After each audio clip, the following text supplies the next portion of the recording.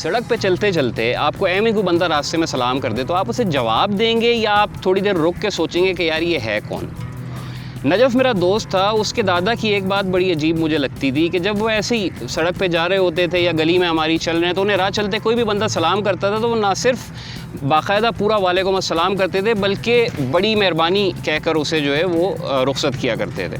تو مجھے اچھی طرح یاد ہے ایک بار میں نے نجف سے پوچھا کہ یار یہ کیا چکر ہے، مطلب ایک عام آدمی جا رہا ہے وہ سلام کرتا ہے دادا کو، دادا وعلیکم السلام بھی کہتے ہیں اور پھر اسے باقاعدہ مطلب محاورتاً گھر بھی چھوڑ کے آتے ہیں، بڑی شفقت سے پیش آتے ہیں، یہ کیا وجہ ہے؟ نجف اس وقت بیچارہ میرے جو ہی تھا، 7ویں 8ویں جماعت میں ہم لوگ تھے، تو اس کو عقل میں یہ آئی کہ یار گاؤں میں ایسا ہی ہوتا ہے، اس نے مجھے یہ جواب دیا، مجھے بھی سمجھ آ گئی، میں چپ ہو گیا۔ پھر بڑے ہوتے ہوئے ایک بڑی عجیب چیز ہوئی، یہ جو بڑی مہربانی والا کام تھا نا، یہ میں نے خود کرنا شروع کر دیا۔ آپ نہیں مانیں گے لیکن جب بھی راہ چلتے کوئی سلام کرے تو جواب دیتے ہوئے وعلیکم کے بعد لاشعوری طور پہ بڑی مہربانی بول دیتا ہوں، لیکن اس کے فوراً بعد اللہ بخشے مجھے نجف کے دادا مرحوم یاد آ جاتے ہیں۔ زمانے کی بات ہے، پہلے یہ سیکھنا سکھانا بھی آسان ہوا کرتا تھا، آج کل بندہ اپنے بچوں کو گڈ ٹچ سکھا سکتا ہے یا بیڈ ٹچ بتا سکتا ہے یا پھر بڑی مہربانی سکھائی جا سکتی ہے۔ اخلاق بھی وقت کے ساتھ بدلتا نہیں تو بہرحال اپ ڈیٹ ضرور ہوتا ہے۔ اتنا ضرور ہے کہ تب جو لوگ ہوا کرتے تھے وہ واقعی میں بڑے مہربان ہوتے تھے اور ان کے پاس شاید رک کے جواب دینے کے لیے ڈھیر سارا وقت ہوا کرتا تھا۔ آپ نے سڑک پہ کبھی تانگا جاتے ہوئے دیکھا ہے؟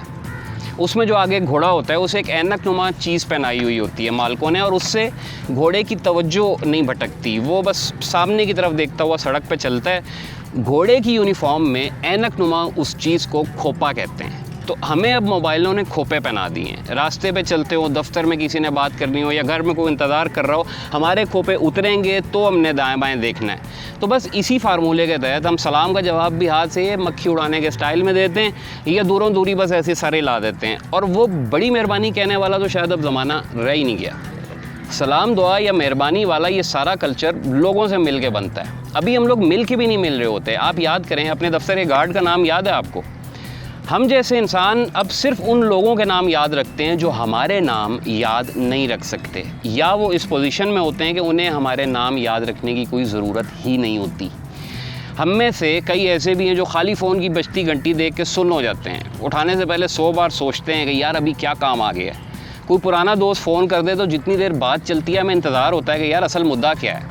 اگر اس غریب نے صرف حال چال پوچھنے کے لیے فون کیا ہے تو بعض اوقات شدید حیرت ہوتی ہے۔ بات پھر وہی ہے، اخلاق ہو یا انسان پنا، یہ سب چیزیں اپ ڈیٹ ہوتی ہیں وقت کے ساتھ۔ آپ کسی نوجوان سے پوچھ کر دیکھ لیں، اسے واٹس ایپ ٹیکسٹ پر بات کرنے میں سہولت محسوس ہوگی لیکن فون لیتے ہوئے اس کی جان جائے گی، اور وائس نوٹ بھیجنے والا بھی اولڈ فیشن سمجھا جائے گا۔ نئی ریسرچیں بہت سی ہیں اس بارے میں جو اس طرف اشارہ کرتی ہیں کہ بچے اب فون اٹھانے سے چالو ہیں، انہیں صرف ٹیکسٹ پہ بات کرنی ہے۔ یہ والے بچے اور ان کے بڑے ہم لوگ اب ہم کیا ہی کسی کو سلام کا جواب دیں گے اور پھر بڑی مہربانی بھی کہیں گے۔